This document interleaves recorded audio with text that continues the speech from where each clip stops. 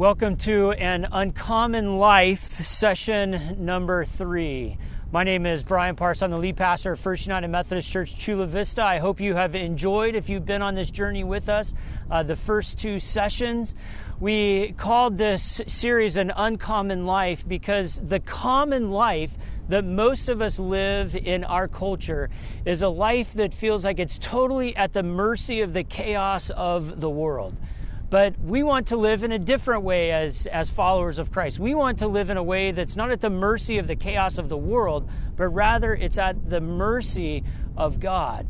And so we've been talking about these ways of living or spiritual disciplines or ways of stewardship that we have been blessed with.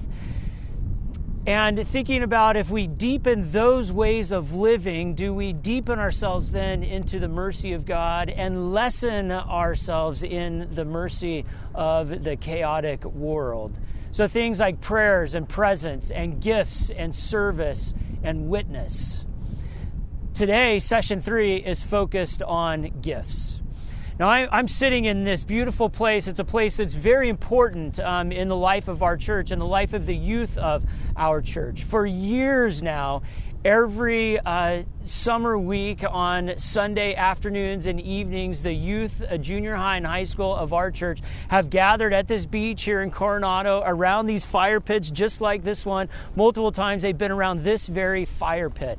They spend the afternoon playing together and they worship together. So they play and they pray and they worship and there's laughter. I've seen tears. Their relationship with God has been grown and deepened.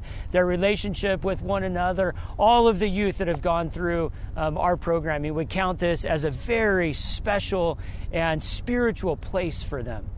That's not unlike what could have happened and would have happened in some Old Testament stories around fire pits that might be similar to this one. Now, the youth at the end of the day, what they're doing is that they're roasting s'mores. They're roasting marshmallows and put it together with the goodness of chocolate and a graham cracker and that's sort of the treat at the end of the day. The Hebrew people in the Old Testament, they would have gathered together and they would have played and they would have prayed and they would have worshiped God. They would have grown in connection to one another and grown deeper in God. But at the end of the day, they would not have been roasting marshmallows. They would have been roasting something else. They called it burnt offerings. It was either some fragrant oil or a plant, or oftentimes it was an animal. And that was a central piece to their spiritual life, burnt offerings. Let me read you from the Old Testament, a Leviticus passage. The Lord spoke to Moses, saying, "Speak to Aaron and his sons and all the people of Israel, and say to them, when anyone of the house of Israel or of the aliens residing in Israel presents an offering, whether in payment of a vow or as a free will offering that is offered to the Lord as a burnt offering, to be acceptable in your behalf, it shall be male without blemish, of the cattle or the sheep or the goats. You shall not offer anything that has a blemish, for it will not be acceptable in your behalf. When anyone offers a sacrifice of well-being to the Lord, in fulfillment of a vow or as a free will offering from the herd or from the flock, to be acceptable, it must be perfect. There shall be no blemish in it. Anything blind or injured or maimed or having a discharge or injured in other ways, these you shall not offer to the Lord or put any of them on the altar as offerings by fire to the Lord." Now, that's a weird passage to us, to think about burnt offerings and bringing animals to worship and killing them and offering them. But let me just explain. The people in that day, they believed that God was sort of a personified and living in the heavens, so that God was up there a certain distance. And of course, when they burned an offering, the smoke would rise up. And so if it was a fragrant offering, that God would smell that and God would be pleased. That's why they said it had to be the fatted calf, because the fat smelled the best, or a fragrant oil, or fragrant plant. It had to be the choicest of offering. It couldn't be, it had to be without blemish in order for it to be pleasing to God. Now, in our current Christian context, that has no meaning at all, a burnt offering. But just think for a moment, take out the ritual of burning a plant or oil or an animal, and just think about the moral of the story. Think about what it's asking the people of God to do. What it's encouraging the people of God to do is to make an offering that is pleasing to God and is without blemish. Can we make offerings that are pleasing to God and without blemish? I think that's the question. So they are very particular in the text. Don't make an offering of just a part of the animal that is the leftover or that's not going to be eaten. Don't make an offering after you've enjoyed all the good parts, then offer the rest to God. I oftentimes joke with people about when we're giving in church, we have to decide whether we are tipping or tithing. You know, a tithe is something that you've decided to do from the beginning of the month. You have planned it. Tipping is what you do at the end with what's left over. So if you're tipping, what that means is you've used your finances to do everything that you need to do. Then you've done everything you wanted to do. And then with what's left over, you gave a tip. Tithing is the other way around. You give from the beginning, then you use the rest of your finances to do what you need to do. Then if there's anything left, you do what you want. The text also says that the gifts shouldn't be tainted in any way or sickly or injured. So the idea isn't to go out to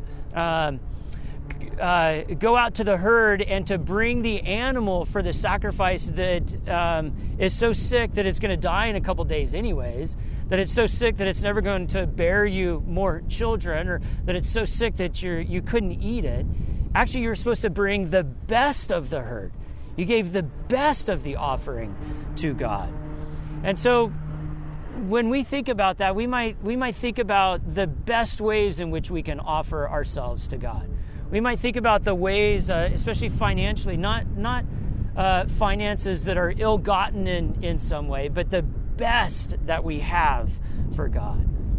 The goal is an offering that is pleasing to God without blemish. Now, in the New Testament, Jesus equates himself with a lamb, that he is the lamb that is offered, perfect, without blemish. That should, for us Christians, give us a clue about what a pleasing gift without blemish would mean to God from a New Testament perspective. Jesus gave himself, all of himself. Maybe that's the pleasing gift without blemish, that we aren't to think of a certain kind of money or a certain type of money or a certain amount of money or a certain amount of time. We're supposed to think of giving all of ourselves without reservation so that God might use our lives in every way that God sees fit. And in particular, when we talk about all of ourselves, what I would encourage you to think about is your prayers, your presence, your gifts, your service, and your witness. This is not multiple choice.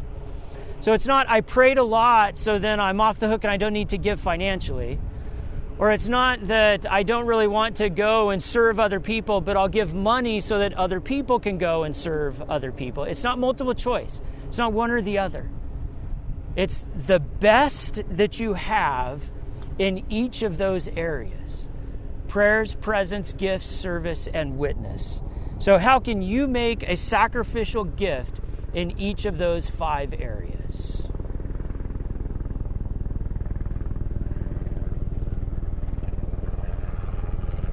That's it. Was that it? Yeah. Do you want to go?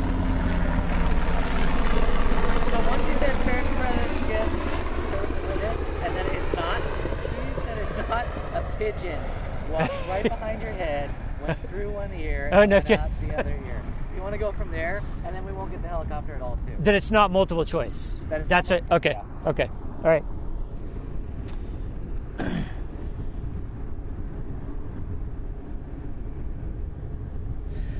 So perhaps the pleasing gift without blemish that the New Testament would teach us we need to give to God is, as Jesus did, all of ourselves.